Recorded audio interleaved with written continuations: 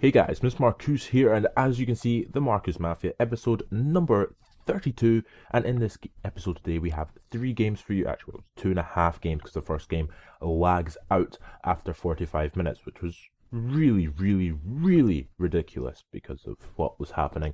And I was actually all geared up for the second half of the game, but you'll see what happens anyway. But this episode, I'm going to actually call it Default Team Maybe Have PES AIDS?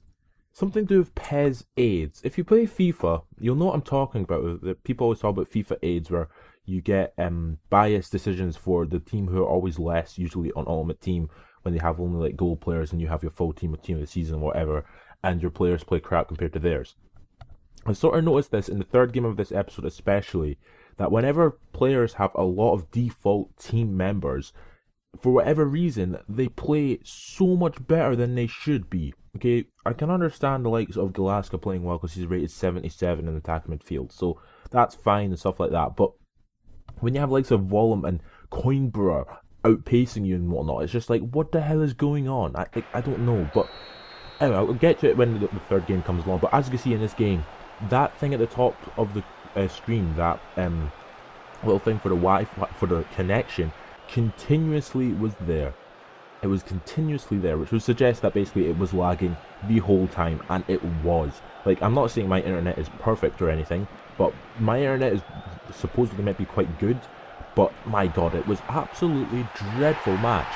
But after like 15-20 minutes, I actually went ahead and scored with Vidra, and it was quite good. I mean, like, I was doing well in terms of defending and whatnot, and we were playing a relatively decent guy, and he got German here on the ball, ran past 2 players, and then for some reason it gave a foul, and I was like, okay, fair enough. And Takagi puts it right into the top corner from the edge of the box. Such a really nice free kick, right off the post and whatnot.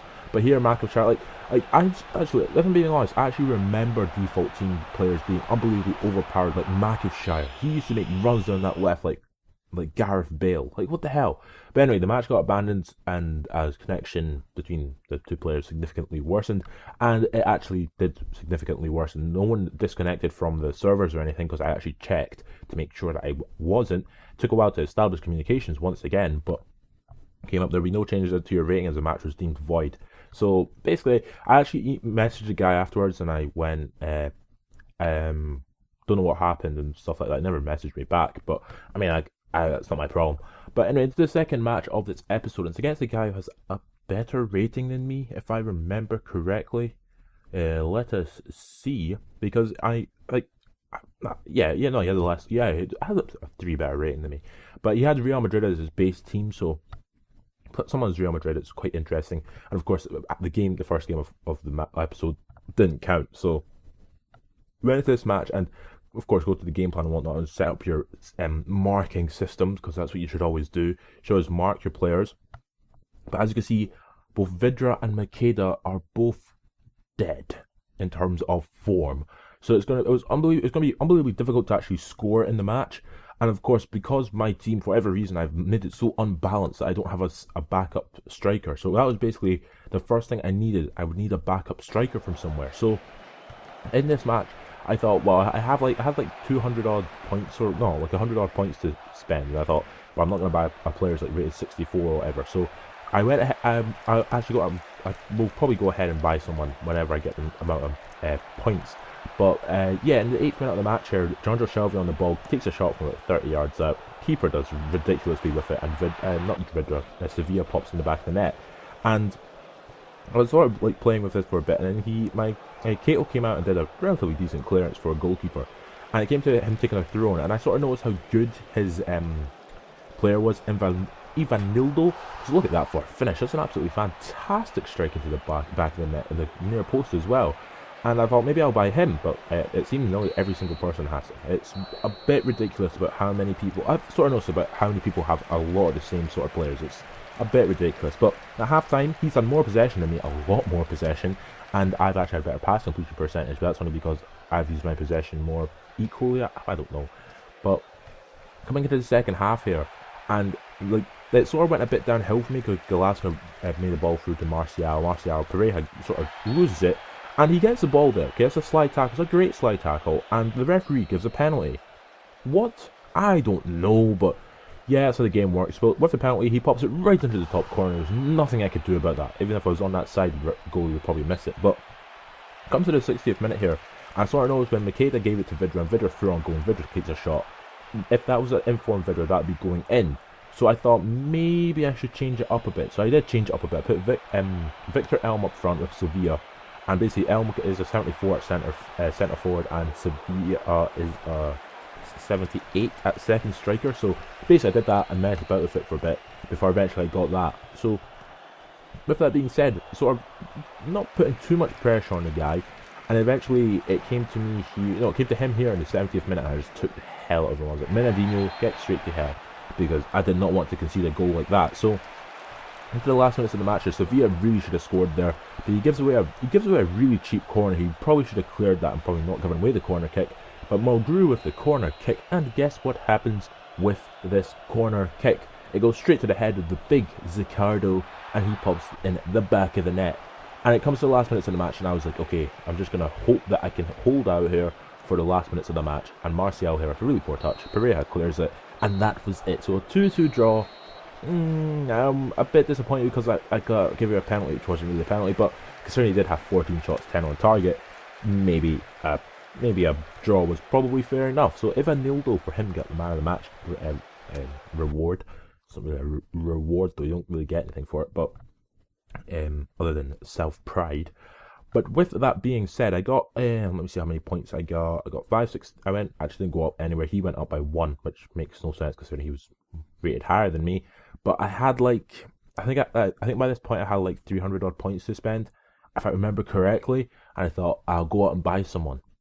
And the only player I could actually go out and buy was Lee Griffiths, and that would be all my points. So I thought, I don't really need Lee Griffiths. He's a good player, but I mean, I don't like players who are assigned only their one spot. So for example, why buy a striker who can only play centre forward when you can buy a striker who can play centre forward, left mid and right mid? Like, that's more useful for me than playing a striker who can only play centre forward. But into the last match of this episode, and this is the match I was talking about. This guy has a rating of 783. So difference in team strength, small. Difference in rating, large. If I won the match, I get 300 points. That's like basically another player. So I looked at this team, and he had Majid, Osvaldo, Maicon Lete, Kazwati up front. All the rest of his players were default players, and they absolutely destroyed me, and I don't know how. It was ridiculous, okay? Like, none of them are really on form or anything. So I basically started this game, and I thought, okay, Jacomorac is usually relatively decent. He's always usually decent. So I thought, okay, it won't be too bad. It'll be a relatively interesting game to play. My God, I don't know what, I can't really show off in the thing unless I actually show the whole match off. But like, I dominated this guy so much, and the ridiculous, whatever the game is. I mean, Volum was making runs like that the whole match, and it's just like, what the hell? And the thing that sort of comes to it is that he scores from Volum, and I don't remember who the other one it was, but he scores from Volum anyway. But like, yeah, like Coimbra playing like bloody Frank Lampard in the midfield. It's like, what the hell is going on? But yeah, Osvaldo scores. It's a nice goal, but the only reason I did not enjoy that goal at all was the fact that the camera was just not moving. The camera stayed at like that ridiculous angle for the whole of the game. It was a bit weird, but come up to the halftime mark. As you can see here, Volum on the ball, plays it up, okay? No one follows Volum. Volum just runs into the net and pops it into the composure of Messi. What the hell is going on? Like, I was so pissed off here. So, at half-time, 2-0 to him. And I was like, okay, gotta bring this back in the second half. I mean, I hadn't particularly played well. He had probably outplayed me completely. But basically from the kickoff, I play a long ball through to Victor Elm, and he messes it up with Elm Magahat. Elm gets a shot away, and it hits off the post. Like, what the hell? So it comes to the 57th minute here. Makeda had started, so Makeda got a shot away, and again, I nearly didn't even score. I nearly hit the post again. So literally within like 15-20 minutes of half time, I actually brought it back because Sevilla here gets played for on goal in the 61st minute and pops it into the back of the net. So I was doing all this sort of stuff and like getting shots away. Vidra again gets a shot away, hits off the crossbar. It's like, what is, like, this is Vidra being, I think it was in either orange or red form. And then in the 77th minute, Charlie Mulgrew takes a free kick from 29 metres out, basically 30 yards out. and it hits off the post. What is going, like, of course, you could say this is poor finishing from me, but come on, that's a great free kick. That should be going in the back of the net, but, like, I was so pissed off. Like, not a lot of decisions were going in his way. I'm not going to say, like, that, of course, he was, like, cheating the game or anything, but there's been a relatively amount of players, players have noticed that playing with default team members for some reason makes the game so easy. I don't know why. PES AIDS, maybe. Anyway, Jacomorac got man of the match with 6.5 rating. And this is the end of the episode. So, yes, Living for the Weekend by Hardfi is playing, but you can't hear it because that song is copyrighted. Anyway, if you have enjoyed this video of MLO, subscribe my channel for more, and catch you later.